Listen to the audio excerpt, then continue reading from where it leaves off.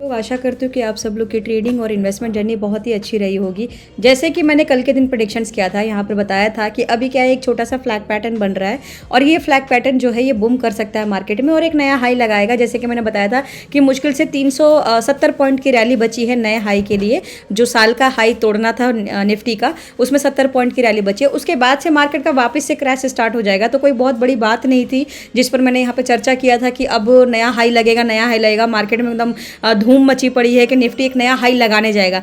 कितने पॉइंट का नया हाई लगाने जाएगा? मुश्किल से 70 पॉइंट, जो कि आपको डेली बेसिस में 100-150 पॉइंट तो निफ्टी ऐसे दे देता है ना। तो मैंने कल आपको बोला था कि बहुत बड़ी ये खुशखबरी नहीं है कि नया हाई लगा रहा है। इतने सालों को मतलब परेशान करने के बाद जो इसने एक नया हाई लगाया है, ये कोई हाई थोड़ी ना है। 70 पॉइंट देने के बाद ये कोई हाई थोड़ी ना है। मैंने कल ही बोला था कि हाई का बस ट्रैप चल रहा है, उसके बाद से वापस से मार्केट जो है करेक्शंस पे आ सकता है। और अभी क्या हुआ, मुश्किल से 300 कुछ पॉइंट का, मैंने आपको ये भी बोलता कि 26,300 के आसपास का एक रैली लगा सकता है और थोड़ा सा और स्ट्रेच भी हो सकता है। 70 पॉइंट में आपका 273 का जो हाई था उसको तोड़ने के लिए 70 पॉइंट चाहिए था, जो कि कल के 26,203 के आसपास रैली था ही।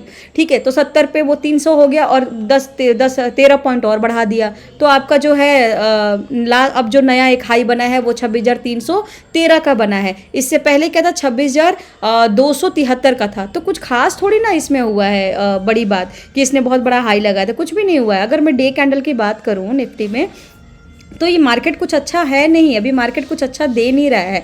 ठीक है, बट अब देखो अगर डे कैंडल देखा जाए तो यहाँ पर देखो, यहाँ पर क्या है, संकेत थोड़ा पॉजिटिव है। मैं आपको यहाँ पर एक्सप्लेन करती हूँ कैसे यहाँ पर पॉजिटिव हो सकता है। इसको अगर मैं इस पर लगाऊँ तो ये कहीं ना कहीं यहाँ से एक पॉजिटिविटी हो सकता है, यहाँ से गिरेगा नहीं, क्योंकि मुझे ऐसा लगता है कि ये वाला जो सेंटीमेंट है, यहाँ पर बायर्स और सेलर्स दोनों यहाँ पर एक्टिव हैं।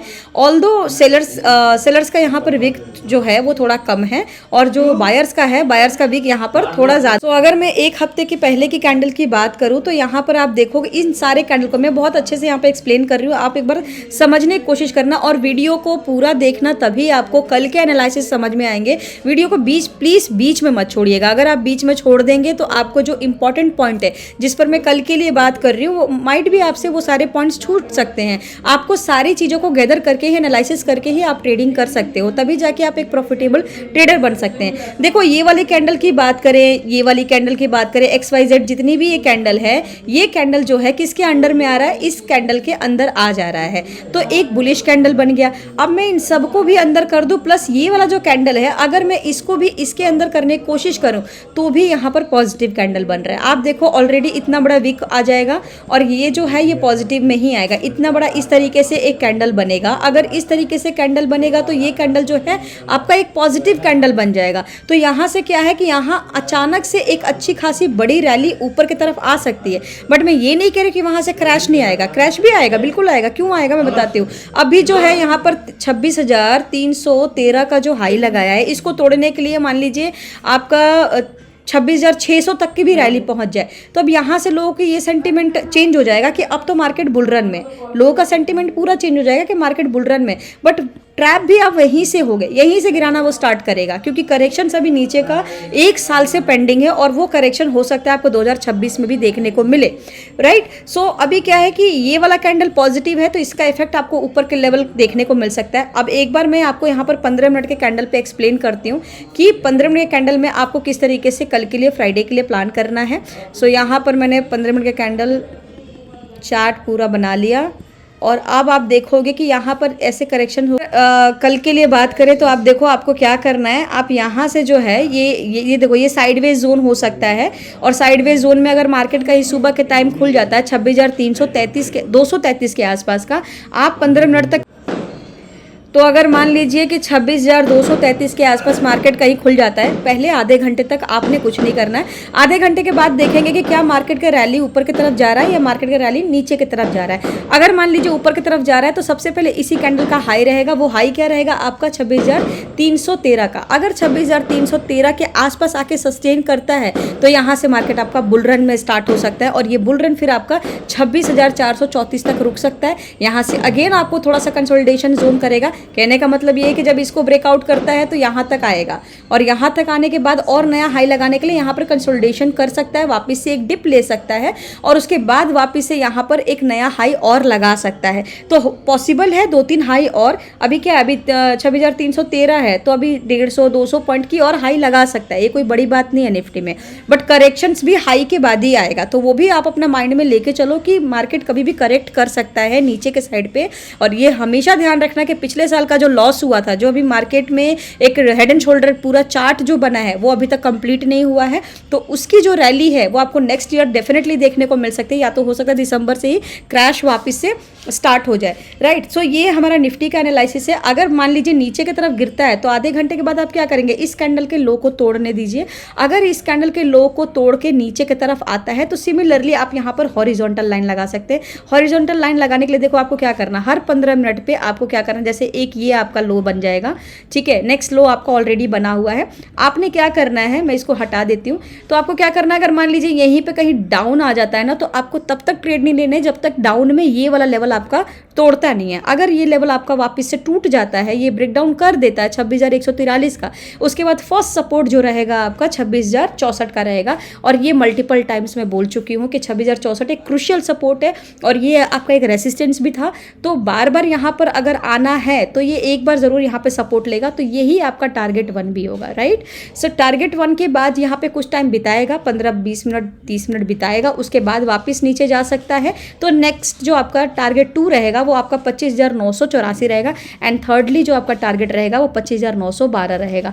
तो इस तरीके से आप प्लान कर सकते हैं। फिर आपका हो सकता है कि इन्वर्ट, देखो उल्टा एक यू टाइप बन जाए, उल्टा यू या उल्टा कप एंड हैंडल पैटर्न भी बन जाए, क्योंकि उल्टा भी कप एंड हैंडल पैटर्न बनता है तो मार्केट नीचे गिर सकता है। और अगर यहीं से मार्केट स्पाइक मार के ऊपर जाता है तो कल की फिर कैंडल पे बात करेंगे कि कल का कैंडल कैसा बनता है, फिर हम मंडे के लिए एनालिसिस करते हैं, ठीक है। तो होप आपको निफ्टी का समझ में आ गया होगा। अगर आप मेरे वीडियो में अभी तक बने हुए हैं तो प्लीज़ मेरे वीडियो को लाइक शेयर एंड सब्सक्राइब करें, किसी एक पर्सन के साथ डेफिनेटली शेयर करें जो अभी इंट्राडे ट्रेडिंग कर रहे हैं और वो बिगनर्स हैं।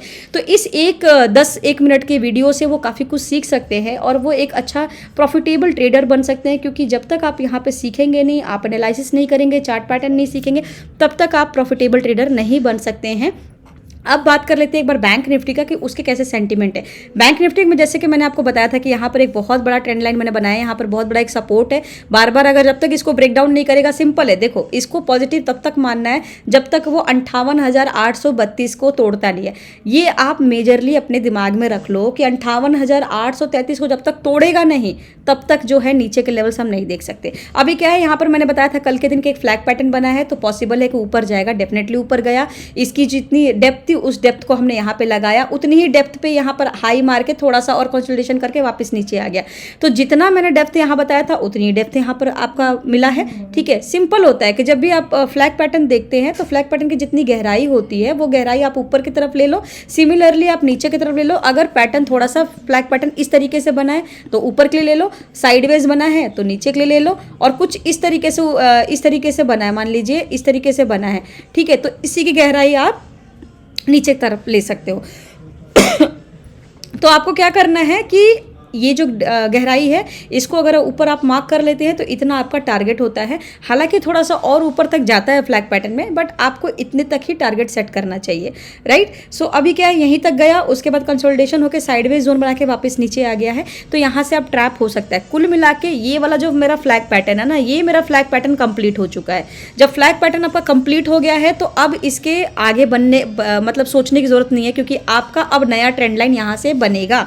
अब वो ट्रेंड लाइन आपका कल के लिए पता लगेगा कि किस तरीके से नया ट्रेंड लाइन बन रहा है, क्या कैंडल बन रहा है, कैंडल का पैटर्न क्या होगा। सिंपल है, सेलर्स जोन तभी एक्टिव होंगे जब आपका 58,600, ये वाला जोन मैंने जो बताया था 58,657 और 58,832 टूटता है, तब जाके आपको नीचे के लेवल सेलर जोन से यहाँ पे एक्टिव होंगे। अदरवाइज अभी आपका मार्केट पॉजिटिव है। तो अकॉर्डिंगली जितने भी मैंने यहाँ पे लेवल बताए ना, ये सारे लेवल से आपके यहाँ फिबोनाची आप लगा लो, जो एज इट इज़ मैंने कल के लिए बताए थे वही आपके सारे सपोर्ट और रेसिस्टेंस होंगे, और अकॉर्डिंगली जो है आप यहाँ पर प्लान कर सकते हैं। आइए चलिए यहाँ पर सेंसेक्स पे बात कर लेते हैं। सो सेंसेक्स की अगर बात करें तो ये सेंसेक्स का चार्ट बिल्कुल जैसे कि मैंने बताया था निफ्टी का चार्ट है।